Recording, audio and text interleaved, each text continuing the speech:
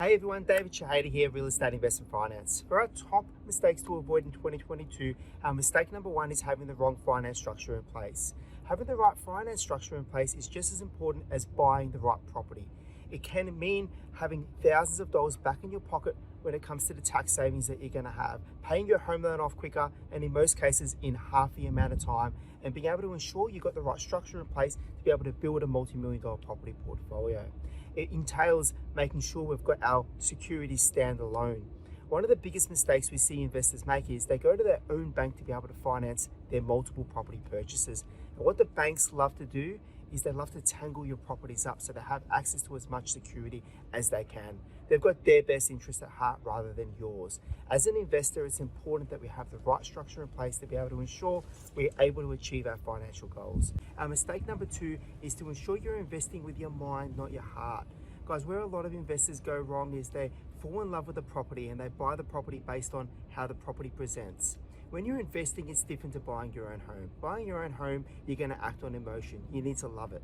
When it comes to investing, it's important that we're using our head in terms of buying the right property that's going to help us achieve our financial goals. It comes back down to the numbers, not falling in love with the property. Does the numbers make sense? Is the property going to help me get from where I am now to where I want to go? And if it does and it logically makes sense, this is the decisions that we need to make. Our top mistake number three is buying negatively geared property. A lot of investors, and this is the old school mentality, go out and they buy property that loses them cash flow every single month. Now the issue with that is you quickly can reach a limit where you're unable to hold more than a certain number of properties, as you don't have enough surplus money to be able to keep feeding these properties month in, month out. Guys, a better strategy is to be able to buy properties that pay you from day one. And that's where we look for cash flow positive properties. That way, no matter what happens out there, no matter what happens to your circumstances, you know the properties are going to take care of themselves. So you can genuinely set and forget and have those properties work in the background to being able to help you build wealth and passive income for your financial future. Mistake number four is not having a plan and a clear strategy when you're investing in property. Guys, a lot of people don't know where they're heading or why they're investing. They go out and do it because they think it's a great idea. There's so many questions that you need to really map out. What are my short-term goals? What are my medium-term goals? What are my long-term goals?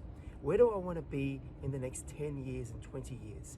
What are my retirement goals? What sort of income do I need to generate so I can stop work and live life on my own terms? Guys, there's a lot of questions that need to be addressed and thoughts in terms of being put into a plan to be able to map out what's best.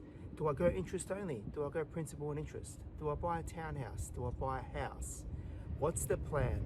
They say if you fail to plan, you plan to fail. Mistake number five is cutting out the experts. Guys, as a property investor, it's super important to have a team around you that are going to support you on your journey. It's important that you've got the right mortgage broker, a finance specialist that can help you structure your finances to ensure you're able to build your property portfolio.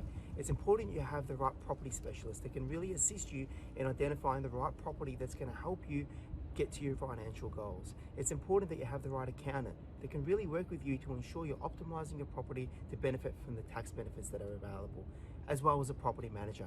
Guys, as a property investor, you need a team of experts surrounding you to be able to help you with your financial goals. Thanks guys, and we'll see you all soon.